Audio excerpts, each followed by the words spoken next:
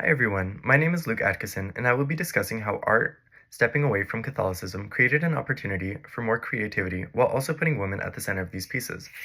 Throughout the semester, we have seen the major role that Catholicism has played in art history, with the majority of the pieces viewed having some influence of Catholicism, whether through telling stories from the Bible or through religious imagery. Catholicism has played an immense role in shaping art throughout history. We can see the influence of Catholicism in many of the art styles viewed throughout the semester. Styles like Byzantine, Gothic, Renaissance, and Baroque art were all dominated by Catholic imagery. Through iconography and theme, we are constantly seeing the influence of Catholicism. Some of the most famous pieces of art are the product of the Church and its influences. The Church patronized art as a way of increasing their social and political influence. They wanted the common folk to witness their divine authority and ensure their allegiance to the Church and God. Because of this, we see pieces like The Last Supper by Leonardo da Vinci, the Sistine Chapel ceiling, a fresco done by Michelangelo, the David, a bronze statue done by Donatello, and much, much more. While undeniably beautiful, these works are one of a seemingly infinite number of works of art telling the same story over and over. This brings me to my main point. When artists chose to create art focusing on themes not tied to the church, we see an influx of creativity. We are being told new stories, allowing us more insight to different cultural backgrounds and much more. This brings me to my personal MVP. My MVP is The Birth of Venus, done by Sandro Botticelli, completed circa 1485, with a medium of tempera on canvas. The Birth of Venus is an Italian Renaissance painting depicting a scene inspired by the writings of the poet Homer. In this piece, we see the goddess of love, sex, beauty, and fertility, Venus, in the foreground. To the right of Venus, we see the goddess of spring, Pomona, welcoming Venus into the world, and to the left of Venus, we see the god of the west wind, Zephyrus, carrying the scene of Aura while blowing a guiding wind towards Venus. Each subject in this piece is painted in great detail. Botticelli set out to accurately depict the human body, showing aspects of realism which was heavily used during the Italian Renaissance. We also see Venus in a contrapposto position. This was a technique used to further display realism, showing the dispersion of weight along with a twist in Venus's torso. Botticelli uses nudity in a way that shows innocence and purity. According to an article produced by the ItalianRenaissance.org titled Botticelli's Birth of Venus, last accessed May 23, 2025, it was uncommon to view scenes of nudity during the Middle Ages, with few exceptions in specific circumstances. Botticelli didn't subscribe to the notion that nudity is inherently sexual, an idea produced by the Church. He utilized nudity as a way of showing us the innocence of Venus. While Venus's nudity displays innocence, Botticelli is still participating in a practice harmful to women.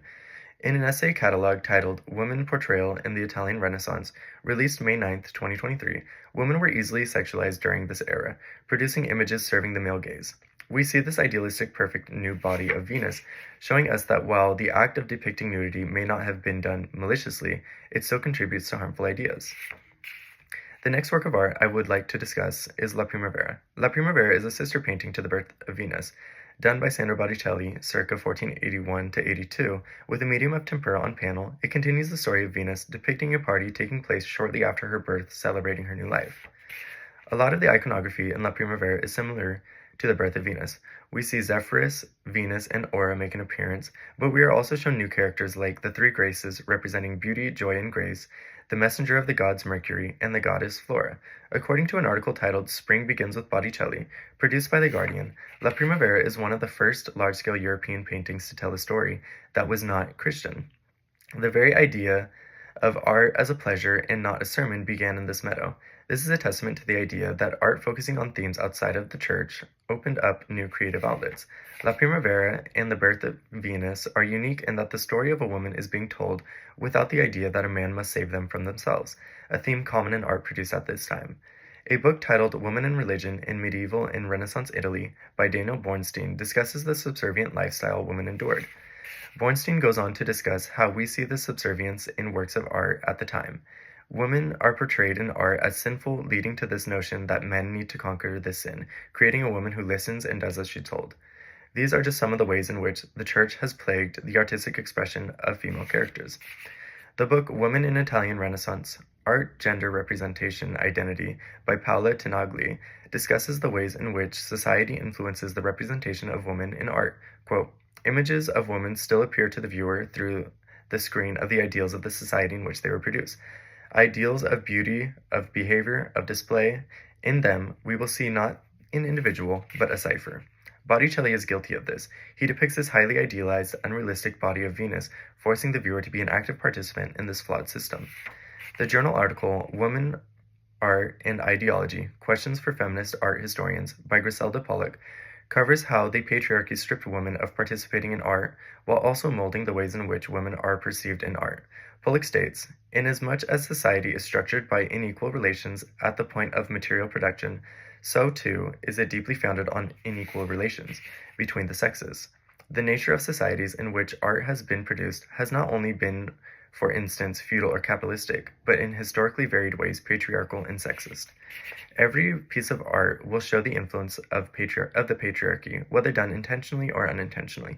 My goal in this research video isn't to demonize religious art as a whole, but to acknowledge the harmful roles it has placed on the expression of women in art. Stepping away from Catholicism allows artists to tell new and unique stories. It broke away from the repetitive, endless retelling of stories, while also creating a space telling stories of women leading the narrative.